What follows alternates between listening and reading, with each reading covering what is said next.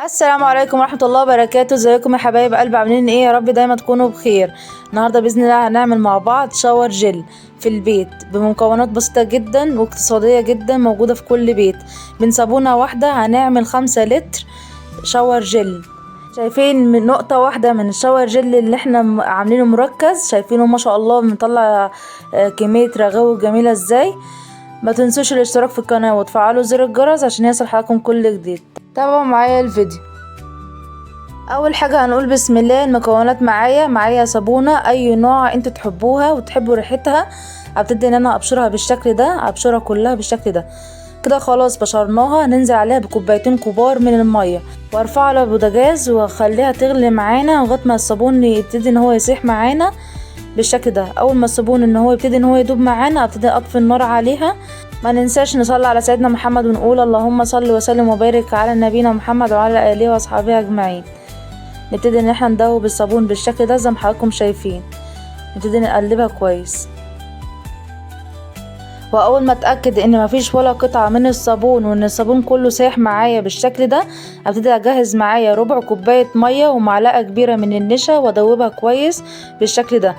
اهم حاجه ان احنا ندوب النشا كويس ونبتدي ننزل على الصابون بتاعنا بالشكل ده. نبتدي نقلب النشا مع الصابون بالشكل ده. هنلاحظ واحنا بنقلب هنلاقي القوام تقل معانا لقوام الوسط كده.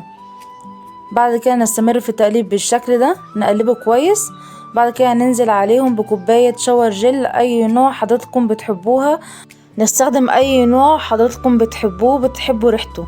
نبتدي ننزل على الصابون بالشكل ده، بس اهم حاجة يكون الصابون هدي معانا ما يكونش ساخن. نبتدي ننزل عليه شوية بشوية ونقلب بالشكل ده لغاية ما الكمية بتاعتنا تخلص معانا. نقلب كويس. اهم حاجة في الشاور جل ان احنا لازم التقليب المستمر، لازم نقلب الخليط كويس.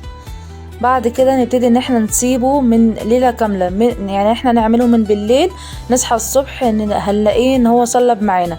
اول ما نلاقي الصابون صلب معانا بالشكل ده، واول ما تلاقي الشاور جل عمل معاكي بالطريقة ديت، هتعرفي ان كده الطريقة نجحت معاكي. نبتدي ننزل عليها نفك الخليط ده شوية مية بشوية مية بسيطة ونقلب كويس. لازم ان احنا نستخدم المية شوية بشوية ونقلب بالشكل ده. ما ننزلش بكمية المية كلها مرة واحدة علشان خاطر ما نفسرش الخليط كله من بعضه ويبوظ مننا. نبتدي ننزل عليه شوية بشوية ونقلب، شوية بشوية ونقلب لغاية ما نوصل للقوام اللي احنا عايزينه. بجد حاجة جميلة جدا، حاجة اقتصادية، حاجة في منتهى الجمال، حاجة اقتصادية جدا. شايفين ما شاء الله القوام بتاعه بعد ما احنا خففناه مع بعض، ولسه كمان هنخففه تاني لان كل ما بيقعد كل ما بيتقل معانا. اهم حاجة نكون عاملين الصابون من بالليل ونبيته ليلة كاملة ونسيبه لغاية الصبح.